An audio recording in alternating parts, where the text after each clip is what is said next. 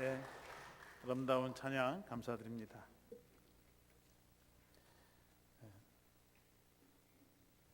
빌 클린턴 전 대통령의 영적 멘토였던 토니 캠플러라고 하는 분의 이야기가 전해지고 있습니다. 과거에 빌 클린턴 전 대통령과 모니카 루인스키의 스캔들이 있을 때에 빌 클린턴과 상담해주고 조언을 해줬던 토니 캠플러라고 하는 그런 목사님이 한 번은 어느 여성, 기독교 여성들이 모이는 모임에 말씀을 전해달라고 하는 초청을 받게 되었습니다. 그 자리에는 약 300여 명의 여성들이 참석을 했습니다. 토니 캠플러 목사님이 말씀을 전하시기 전에 이 기관의 회장님이 나와서 한 선교사님으로부터 온 편지를 읽었습니다. 그 편지 내용 중에는 선교사님께서 급하게 4,000불이 필요하니까 꼭 보내달라는 간절한 사연이 담겨져 있었습니다. 그 편지를 읽은 후에 크게 감동을 받은 회장님이 우리 선교사님을 위해서 함께 하나님께 기도합시다라고 하면서 토니 캠플러 목사님께 뭐 순서는 없지만 좀 나와서 기도를 좀 해주십시오 부탁을 드렸습니다. 그러니까 토니 캠플러 목사님이 앉아 있다가 NO 그렇게 소리를 외쳤습니다. 그러니까 회장님이 당황했습니다. 아니 목사님 죄송하지만 우리 선교사님 위해서 좀 와서 기도 좀 해주십시오. NO. 그런데 목사님께서 앞으로 슬그머니 나오시든지 저는 하나님 하시는 말씀이 저는 하나님께서 이미 선교사님에게 필요한 자원을 다 제공해 주셨다고 믿습니다. 그리고선 자기 주머니에서 지갑을 꺼내서 그리고 그곳에서 캐시를 있는 현금을 다 테이블 위에 내려놓았습니다. 그 옆에 서 있던 회장님이 당황했습니다. 그래서 목사님이 자기 지갑을 여는 걸 보고 자기도 지갑을 열어서 지갑 속에 있는 현금을 내었습니다. 그곳에 있던 사람들이 그 광경을 보면서 자신들도 지갑을 열어서 가지고 있는 현금을 캐시를 놓았습니다. 그래서 그 모아둔 헌금을 다 세어보니까 4,000불이 넘게 나왔습니다.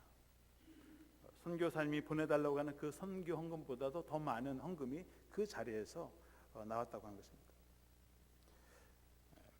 그래서 토니 목사님은 이제 하나님께서 우리를 통해서 선교사님의 필요를 채워주시고 다 필요한 것을 이미 제공해 주셨으니까 우리 하나님께 감사의 기도를 드립시다. 그리고 하나님께 도움을 청한 것이 아니라 오히려 하나님께 채워주신 하나님께 감사의 기도를 드리고 그 집회를 마쳤다는 것입니다. 토니 목사님이 그 후에 자신의 글 속에서 자신은 15불의 현금이 있어서 현금을 드렸다고 하는 거예요. 미국 생활하면서 현금 많이 안 갖고 다니지 않습니까? 그리고 그 회장님은 20불짜리 2장 40불을 냈다고 합니다. 그렇게 십시일반을 해서 성도들이 자기가 할 수 있는 것, 현재 가지고 있는 것을 드림으로 인해서 그 선교사님의 기도에 응답이 이루어졌다고 하는 것입니다. 누가 얼마를 내었느냐가 중요한 것이 아니라 지금 여기에서 내가 할 수 있는 것을 통해서 하나님이 일하시고 채워주신다고 하는 것입니다. 하나님께서 우리에게 어떤 일을 맡기시고 사명을 맡기실 때는 무에서 유를 창조하라고 말씀하시는 것이 아니라 기적을 일으키라고 하는 것이 아니라 너희들이 할 수 있는 최선을 다하면 그것을 통해서 하나님이 이루신다고 하는 거예요. 먹을 것이 없지만 너희들이 나누어 주라. 이 많은 사람들이 나누어 주라. 제자들은 가진 것이 없지만 어린아이가 자기 도시락으로 싸온 물고기 2마리와 보리떡 5개를 통해서 5,000명이 먹고 12강주가 남았다는 거죠. 하나님 이미 주신 자원을 통해서 일하라고 하시는 것이지 아무것도 없는 데서 하라고 그렇게 강요하시거나 명령하시지 않는다고 하는 것입니다. 우리도 충분히 할 수 있다는 것입니다. 우리 옆에 있는 분들하고 한번 인사를 나누겠습니다. 우리도 충분히 할 수 있습니다. 나도 충분히 할 수 있습니다. 자기 스스로 얘기해요. 여러분에게 소원이 있고 꿈이 있다면 나도 할 수 있습니다. 나도 할 수 있습니다. 오늘 출애굽기 36장의 말씀은 하나님께서 모세에게 성막을 건축하라고 명령하십니다. 430년 동안 애굽에서 종살이를 살아왔고 노예 생활을 했습니다. 그들이 광야에 나와서 가진 것이 얼마나 있겠습니까? 2박 3일, 한 2박 3일이면 하나님이 약속하신 땅에 갈 텐데 우리 가서 제사 지내고 우리 그곳에서 자유롭게 삽시다. 그리고 짐을 싸고 나왔는데, 여러분 평생 종살이를 하면서 얻은 재물이나 가진 것이 소유가 얼마나 되겠습니까? 그저 기껏해야 양 한두 마리, 소 한 마리, 술에 끓일 수 있는 그 정도, 그래서 옷가지 몇 개, 그리고 몇 달, 한두 달 먹을 수 있는 식량, 그런 거겠죠. 또 주인에게서 받은 선물, 그런 정도의 예물, 그런 소유를 가지고 광야에서 살아나갈 때에 하나님께서 이스라엘 백성들에게 나를 위해서 성소, 내가 거처할 수 있는 나의 처소를 준비하라고 말씀하셨습니다. 하나님께서 이스라엘 백성들에게 이야기할 때는 충분히 그들이 할 수 있다고 믿고 그 자원이 있다고 하는 것이지, 광야에 아무것도 없는 곳에서 하라고 말씀하시지 않는다는 거예요. 믿습니까? 하나님께서 우리에게 어떤 소명을 주시고 부르실 때에는 충분히 내가 가지고 있는 자원을 통해서 할 수 있다고 하는 거예요. 그래서 부르시는 것이고 일을 맡기시는 것입니다. 그러니까 두려워할 필요가 없습니다. 그런데 하나님께서 모세에게 하나님의 성막을 지으라고 하면서 몇 가지 조건을 제시합니다. 첫 번째는 자원하는 예물만 받으라. 기쁨으로 감사함으로 스스로 원하는 예물만 받으라고 말씀하십니다. 억지로 강요해서 많이 가져오라고 얘기하지 않으십니다. 2절 말씀해 보시면, 모세가 부살렐과 오홀리압과 및 마음이 지혜로운 사람 곧 그 마음에 여호와께로부터 지혜를 얻고 와서 그 일을 하려고 마음에 원하는 모든 자를 부르매 그랬습니다. 모세가 하나님의 성막을 건축하면서 그 일에 동참하기를 원하는 사람들을 불러 모았습니다. 그리고 그들과 함께 일을 했습니다. 하나님은 아무나 모든 사람을 통해서 일하는 것이 아니라 마음에 자원하는 사람들을 통해서 하나님의 일을 하십니다. 하나님의 성막은 강요나 의무나 억지로 세워지는 것이 아닙니다. 하나님의 성령을 통해서 감동을 받고 기쁘고 자원하는 마음으로 나와서 동참하기를 원하는 사람들을 통해서 하나님의 성막을 세우신다고 하는 것입니다. 출애굽기 25장 2절 말씀해 보시면, 이스라엘 자손에게 명령하여 내게 예물을 가져오라 하고 기쁜 마음으로 내는 자가 내게 바치는 모든 것을 너희는 받을지니라. 이스라엘 자손에게 명령하라는 거예요. 예물을 가져오라. 하나님이 성막을 지라고 했으니까 예물을 가져오라고 명령했으니까 말하는 거예요. 그런데 기쁜 마음으로 내는 자, 기쁜 마음으로 내고 기쁜 마음으로 바치는 그것만 받으라는 거예요. 강요나 억지나 의무적으로나 다른 사람 눈치도 있고 체면이 있으니까이 아니라 정말 기쁜 마음으로, 즐거운 마음으로 자원하는 그 예물을 하나님께서 기쁘게 받으신다고 하는 것입니다. 억지나 강요적으로 의무적으로 내는 것, 하나님께서 기뻐하지 않으신다고 하는 것입니다. 여러분, 하나님께 드리는 예물, 그것이 시간이든 물질이든 재능이든 기쁘고 감사하는 마음으로 드리시기를 축원합니다. 어떤 목사님은 교회 안에 세 종류의 성도들이 있다고 합니다. 첫 번째는 부싯돌 같은 교인들이 있다고 합니다. 부싯돌 같은 교인들은 부싯돌처럼 망치로나 돌로 시계 때려쳐야 불꽃이 일어난다는 거예요. 그래서 충격요법을 써야 그때마다 번쩍번쩍 난다는 거죠. 치지 않으면 또 죽어요. 차디탄 부싯돌이에요. 그런데 떼게 치면 그때 할 수 없이 그냥 툭툭 마음이 열린다고 하는 겁니다. 두 번째는 스펀지 같은 교인들이 있다고 합니다. 스펀지에 물이 묻으면 쥐어짜야 물이 나오는 것처럼 쥐어짜야 나온다는, 마음이 열린다는 거예요. 전화하고 제발 도와달라고 하고 계속 달달달달 볶아야 그제서야 마음이 열리는 그런 성도들이 있다고 합니다. 세 번째는 꿀송이와 같은 사람들이 있다고 합니다. 꿀송이와 같은 사람들은 언제나 흘러넘치는 그런 사람들입니다. 누가 얘기하지 않아도 먼저 도움이 필요하면 필요한 곳에 정말 자원하는 마음으로 늘 흘러 넘치는 사람입니다. 누가 와서 부탁을 하면 당연히 해드려야죠. 자기 스스로 이미 준비된, 예비된 사람들이 있다고 하는 것입니다. 그래서 이런 사람들은 늘 자기 희생적이고 솔선수범해서 사람들에게 본이 되고 또 사람들에게 인정받고 칭찬받는 사람들이 되는 것입니다. 우리 미드허슨 교회가 다 이 꿀송이 같은 성도님이 되시기를 축원합니다. 두 번째로는 지속적으로 반복적으로 습관적으로 하라. 자원하는 사람들은 억지로 하지 않기 때문에 그런 필요가 있으면 늘 계속해서 하게 됩니다. 그래서 나중에 이게 몸에 배서요 그냥 습관이 돼버리는 거예요. 3절 말씀에 보시면 그들이 이스라엘 자손의 성소의 모든 것을 만들기 위하여 가져온 예물을 모세에게서 받으니라. 그러나 백성이 아침마다 자원하는 예물을 연하여 가져왔으므로. 백성들이 예물을 가져오는데 한 번 가져오고 마는 것이 아니라 아침마다, 매일 아침마다 자원하는 예물을 연하여 계속해서 가져왔다는 거예요. 한 사람이 한 번 나 녹그릇 있는데 녹그릇 받쳐서 됐어가 아니라 녹그릇 있고 그 다음에 보니까 이거 실이 있네, 이거 필요하겠네, 이것도 갖다 줘야지. 그래서 필요한 자원들을 계속해서 반복적으로 가져왔다고 하는 것입니다. 자원하는 것의 특징은 지속적이고 반복적이고 습관적이다. 제가 스테튼 아일랜드에 있을 때에 이전 교회 목회할 때 운동을 좀 하고 싶은데 스테튼 아일랜드가 섬이고요, 갈 데도 없고 그래서 뭘 할까 하는데 마침 집에서 한 5분 거리의 차로 검도 도장이 생겼습니다.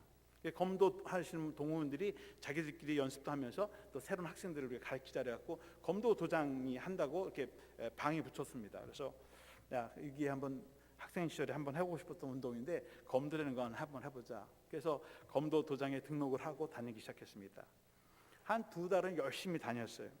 그런데 2달 지나니까 이제 이거 투구를 쓰죠. 호구라고 그래. 호구 쓰고 하는데 한 3시간을 하는데 하고 나면 막 정신이 혼미해지고 막 너무너무 힘든 거예요. 그러니까 이제 꾀가 나기 시작합니다. 월요일 저녁하고 이제 목요일 저녁 이틀만 하게 되는데 월요일 저녁엔 제가 이제 쉬는 날이니까 계속 가는데 목요일 날은 낮에 신방도 가고 좀 피곤하면 오늘은 좀 쉬자. 오늘 많이 돌아다녔으니까. 그러다 보니까 일주일에 이틀 가던 것이 이제 하루밖에 월요일만 가는 겁니다. 또 월요일 날 무슨 목사님도 회의 있고 있으면 귀찮은데 오늘도 빠지고 자꾸 빠지기 시작하는 거예요. 그래서 어느 날 이제 도장을 갔더니 사범님이 저보고 하는 말이 목사님 일주일에 한 2번 도장에 나오는 것 힘드시죠? 예. 시간을 딱 정해놓고 나오려니까 너무 쉽지 않습니다. 그러니까 사범님이 하신 말씀이 목사님 사실 저도 크리스찬입니다. 카톨릭 신자입니다. 그런데 주일 아침만 되면 성당 가기 싫어서 죽겠습니다. 자기 와이프는 장로교인이라 장로교회 하는데 자기는 오늘 혹시 친구가 와서 골프 치자고 안 그럴까? 누가 어디 가서 놀러 가자고 그것만 기다리는데 핑계를만 대는 거예요. 주일 아침 성당 가는 건 너무 힘들다 하는 거예요. 사실 저는 모태 신앙이기 때문에 뱃속에서부터 태어나자마자 주일날은 교회 가고 그게 습관이 됐죠. 그러니까 주일날 가는 거가 힘들다고 생각해 본 적도 없고 당연히 가는 것처럼 돼버렸어요. 태어나서 보고 배운 게 주일날 가는 거니까. 그러다 보니까 주일날 교회 가는 것, 예배 참석하는 것이 아무런 삶의 지장이 안 됩니다. 그런데 처음 신앙생활 하신 분들이 주일날 교회 오는 게 얼마나 힘든 건가를 그때 알았습니다. 제가 도장 나가는 것처럼 이게 어렵겠구나. 처음 하는 일이 어렵죠.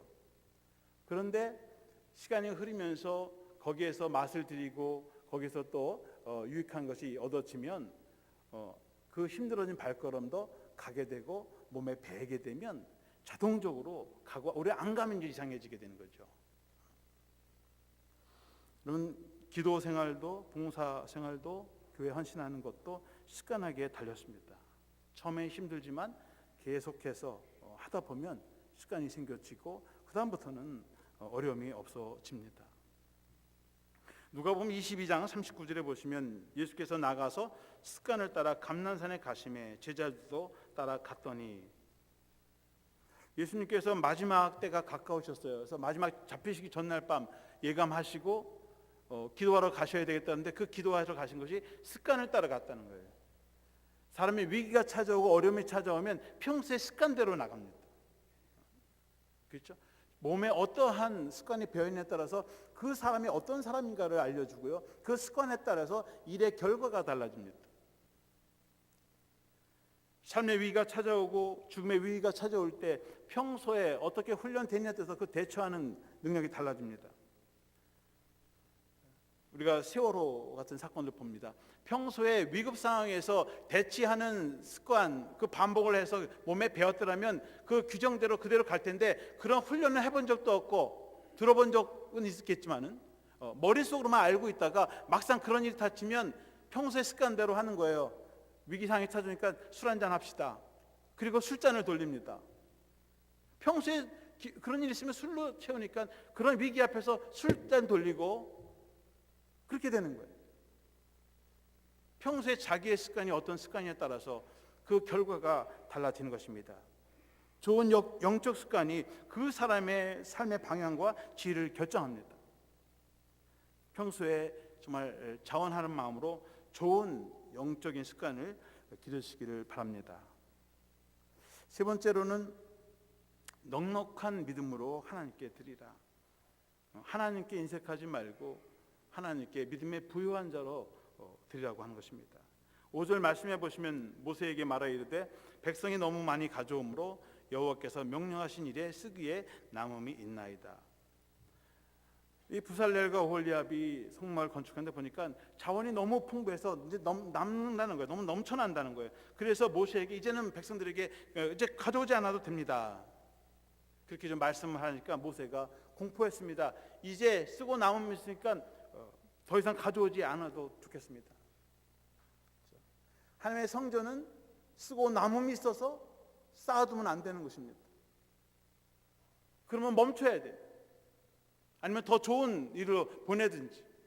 오늘날 교회들은 쓰고 남음이 있으면 더 큰 교회, 더 많은 프로그램을 돌려서 그것을 채우려고 합니다. 그래도 남으면 저축하고 투자하고 또 불린. 저는 우리 교회가 쓰고 남지는 못해도 모자라지 않을 정도만 되었으면 좋겠습니다.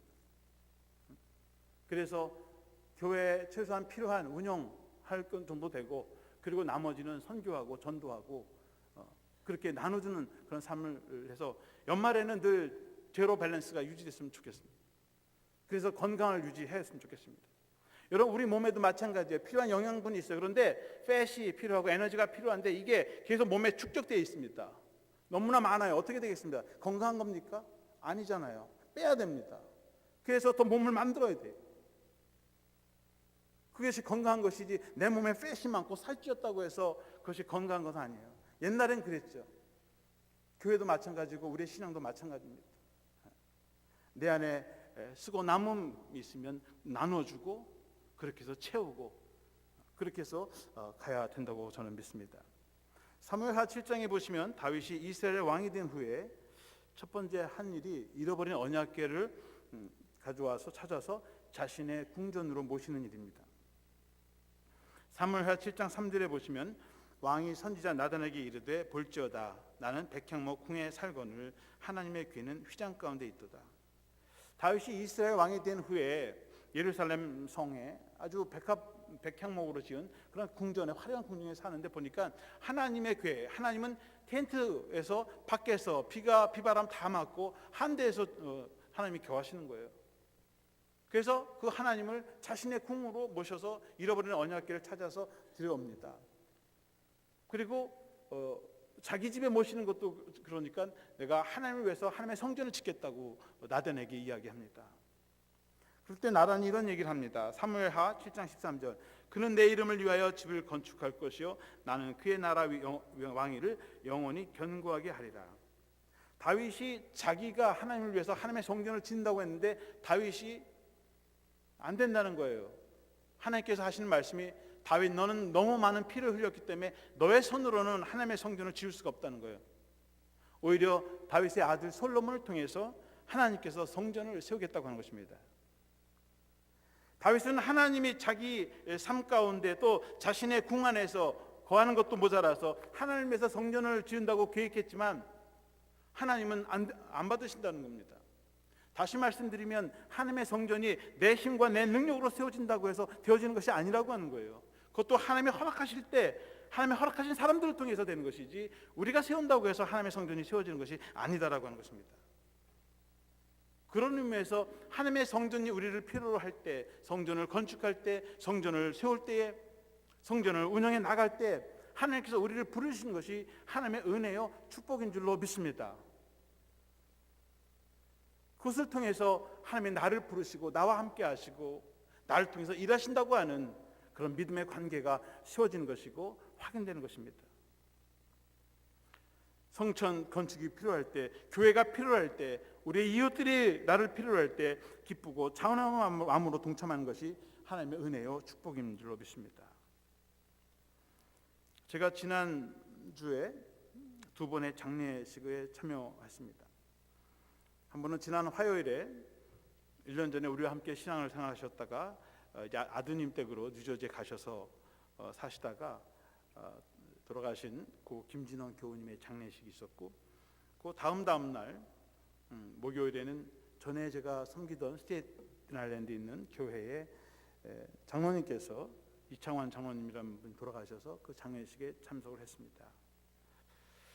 제가 전에 다니던 교회 장로님의 장례식은 뭐 그렇게 참여하지 않습니다. 목사님들도 그렇게 가지 않으세요. 그래서 거기 갔다 한번 그랬더니 어느 목사님이, 후배 목사님이, 목사님 아니 옛날 교회 장로님들 장례식에도 참석합니까? 그래서 예, 이분은 내가 꼭 가야 할 이유가 있습니다. 제가 그 전에 교회를 섬길 때 저를 많이 위해서 기도해 주시고 또 교회를 위해서 정말 사랑과 헌신을 보여주신 그 장로님 때문에 제가 꼭 가야 했습니다. 이분이 올해 향년 87세에 하나님의 부르심을 받았습니다. 40년 전에 사남매를 데리고 뉴욕에 이민 오셔서 야채 가게 하시면서 어렵게 힘들게 사남매를 잘 키웠습니다. 아들 하나에 딸 셋이. 그 아들은 지금 버긴 카운티 커뮤니티 그 대학의 교수입니다. 박사학위를 2개나 하셨어요. 그래서 중앙일보 지금도 매주 화요일에 컬럼에 보면 이길주라는 분인데 그 분이 그 장로님의 첫 번째 아들이고 우리 맨하탄 한인연합감리교회 한인교회 권사님이세요. 그래서 아이들 이렇게 잘 키우셨어요. 그런데 제가 그 교회에 방문한 지 2번째 해가 되던 여름이었습니다. 지금 2년 전입니다. 4년 전입니다. 4년 전이죠. 한 번은 장로님 댁에 방문하게 되었는데 저에게 이런 말씀하십니다. 목사님, 제가 평생에 소원이 세 가지가 있는데 그 3가지 소원을 꼭 이루고 하나님 나라로 가기를 원합니다. 그래서 제가 물었어요. 장로님, 그 소원이 뭡니까?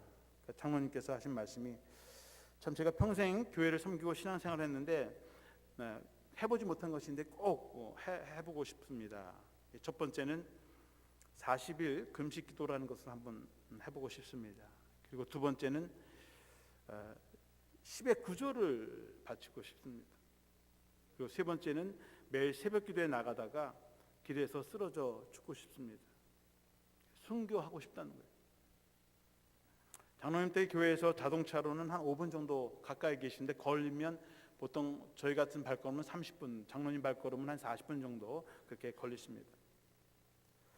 근데 저는 이 장로님이 3가지 소원을 얘기를 드리면서 40일 금식 기도를 한다고 하니까 뭐 꿈도 못 꾸는 일이고 10의 구조는 어림도 없는 일이죠. 10의 1조도 하기 어려운데 어떻게 10의 구조를 할 수 있겠습니까? 새벽 기도에는 늘 습관적으로 하는 거니까 할 수 있겠지만 새벽 기도에 나오다가 길에서 쓰러져 죽거나 혹은 교통사고가 나서 다치거나 그러면 사람들이 뭐라고 할까? 그런 걱정이 앞서서 절대 새벽 기도회나 기회 올 때는 사고 나면 안 된다. 그렇게 늘 생각해 왔습니다. 그래서 장로님께 말씀드렸습니다. 장로님 연세가 지금 80하고도 3살이라 3세가 넘으셨습니다. 괜히 40일 기도하신다가 무리하시면 큰일 납니다. 혹시라도 탈나시면 은혜가 안 됩니다. 그러니 제발 멈추십시오. 그러니까 장로님 하신 말씀이 금식 기도하다가 죽기밖에 더 하겠습니까?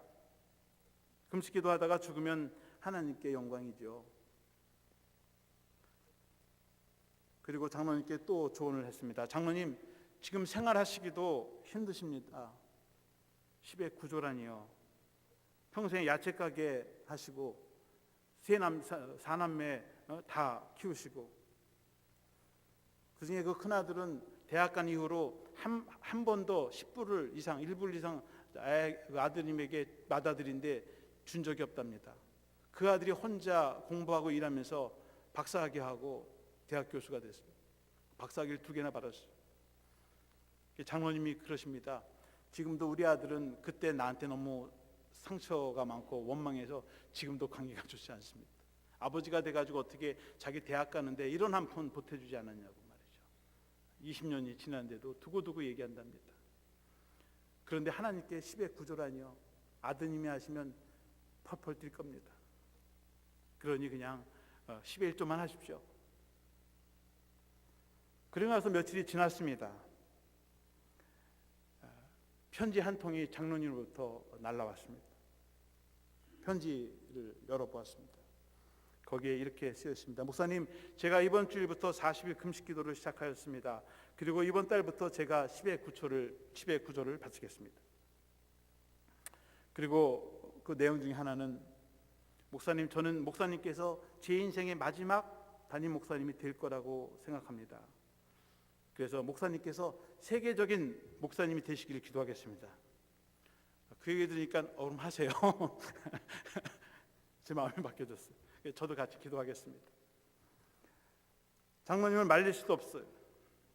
또 저와 사모가 걱정이 돼서 매주 찾아가서 장로님 건강이 어떤지 계속해서 40일 동안 같이 옆에서 돌봐 주었습니다. 40일이 지났습니다. 40일 금식 기도를 무사히 마치셨습니다. 건강에는 아무런 이상이 없었습니다. 10의 구조도 계속하셨습니다. 그리고 매일 아침 비가 오나 눈이 오나 새벽 기도를 나오시고, 눈이 온다고 하면 미리 나오셔서 계단에 눈을 쓰르셨습니다. 혹시라도 새벽 기도 나오신 분이 쓰러져서 다치지는 않을까 염려해서 직접 빗자루를 들고 눈을 쓰셨습니다. 그러다가 지난 2달 전에 새벽 기도를 나오시려고 2층에서 아래층으로 내려오시다가 그만 발을 헛디디셔서 넘어지셔가지고 곧바로 앰뷸런스로 병원으로 가셨습니다. 그리고 한 2달쯤 병원과 널싱홈을 오가시다가 결국 하나님의 부르심을 받으셨습니다. 하간 예배를 마치고선 제 후임 목사님과 함께 식사를 하면서 지난 2년 동안 장로님이 어떻게 생활하시는지 물었습니다. 했더니 똑같아요. 매일 새벽 기도에 나오시고, 그리고 10의 구조를 바치셨습니다. 저하고 한 약속은 아니지만 장로님께서 하나님하고 하신 약속을 다 지키셨어요. 그리고 기도대로 새벽 기도 나오시다가 넘어지셔서 그 길로 하나님의 부르심을 받으셨습니다. 아직 이루어지지 않은 한 가지 기도 제목이 있다면 제가 아직 세계적인 목사가 되지 않았다고 하는 것입니다. 지금도 저를 위해서 기도해 주시라고 믿습니다. 제 목회 짧은 생애 동안에 가장 정말 잊지 못할 큰 믿음의 도전을 주고 가시는 장로님이십니다. 때로는 목회자들도 믿음 좋은 성도님을 통해서 도전 받고요, 은혜 받고요, 그리고 힘과 용기를 얻습니다. 교회가 어려울 때, 가장 힘들 때 자신의 모든 것을 바쳐 매주일 10의 구조만이 아니라 구제헌금, 성교헌금도 바치세요. 한 번은 편지를 또 보냈습니다. 목사님, 주보에서 제 이름 빼주세요. 주보에 제 이름이 도배가 되는 것 같습니다. 부끄럽습니다. 하나님 앞에서 부끄럽다. 이름도 빼달라고 해서 제가 이름도 지금 이 얘기는 그 교회에서 아무도 모르고 우리 교회니까 지금 하는 거예요. 그 교회에서는 그 장로님의 그런 당부 때문에 10의 구조 입도 못하고요, 얘기 못합니다. 지금 제가 떠나왔기 때문에 여러분들이 그 은혜를 같이 나누는 거예요. 자녀들도 모르고 교인들도 모릅니다. 목사님, 장로님과 저하고 회개만 아는 거죠. 그래서 이름도 다 지웠습니다. 교회에서 가장 어렵고 힘들 때 장로님으로서 정말 솔선수범해서 기도하고 헌신하면서 교인들에게 믿음의 본을 보여주셨습니다. 자녀들에게도 마지막 삶은 이렇게 사는 것이다, 믿음의 본을 보여주셨습니다. 제가 그 교회를 떠나올 때 하나님께 한 가지 서원 기도를 했습니다. 하나님, 제가 하늘 아래 살아있다면 이 장로님의 장례식에 꼭 참석하게 해주시고 가시는 길에 꽃 한 송이라도 영전에 올릴 수 있도록 그렇게 해주십시오. 제가 그 약속을 지키기 위해서 장례식에 참석한 것입니다. 장로님께 받은 사랑의 빛을 조금이라도 갖기 위해서, 그리고 그 편지 가운데 자기 가족들, 자녀들, 특히 아들에게 이렇게 자기가 사랑하는 글을 이렇게 한 구절을 써놓은 게 있어요. 그래서 제가 그 편지를 간직하고 있었고, 그래서 그 편지 내용을 장례식에서 예배 때 읽어드리고 그리고 기도하고 왔습니다. 끝나고 인사를 하는데 큰아드님 그래요. 우리 아버님은 평생 이런 말씀을 한 번도 저에게 해주지 않았습니다. 얼마나 인색하신지 자식들한테 잘했다, 훌륭하다, 장하다라는 말 한 번도 하지 못하고 떠나시기 전 4년 전이죠. 편지에서 목사님 제가 우리 아들 사랑합니다. 우리 아들 훌륭한 아들입니다. 그 글을 맨날 읽는다는 거예요, 아버지는. 그러면서 하는 말씀이 그 글을 보면 그 사람의 됨됨이를 아는데요. 저는 그 글을 보면서 우리 아들의 됨됨이를 압니다. 자기 아들도 앞에서 칭찬하지 않고 누구에도 칭찬하지 않아요. 목사에게만 조용히 비밀적으로 글을 써서 저에게 주신 그 말씀을 가슴 함께 읽고 그리고 위로해주고 기도해주고 왔습니다. 누가 장로님께 40일 금식 기도하라고 말씀한 적도 없어요. 10의 구조를 하라고 강요한 적도 없습니다. 새벽 기도 나오시라고 재촉한 적도 없습니다. 하나님께서 그의 마음속에 그러한 믿음을 주시고 그런 은혜를 주신 것입니다. 분명한 사실은 하나님께서 자원해서 드리는 예물, 자원해서 드리는 기도, 그 기도의 예물 또 그 헌신을 기쁘게 받으신다고 하는 것입니다. 우리가 미리 앞서서 걱정할 필요가 없다고 하는 거예요. 하나님께서 다 채워주시고 인도해 주신다는 것입니다. 오늘 주님께서 하나님께서 모세를 통해서 하나님의 성막을 건축하라, 그리고 자원하는 예물을 드려라, 그리고 자원하는 마음을 기쁨으로 지속적으로 그리고 좋은 습관을 통해서 이왕이면 넉넉하게 하나님께 드리라, 그 말씀을 통해서 하나님의 성막에 세워진 것처럼 오늘 이 미드허슨 교회 부르심을 받는 우리들도 정말 자원하는 마음으로 또 넉넉한 믿음을 가지시고 하나님께 예물을 드려서 하나님께 영광을 돌리고 또 하나님의 은혜와 축복을 누리시는 저와 여러분들이 되시기를 주님의 이름으로 축원합니다.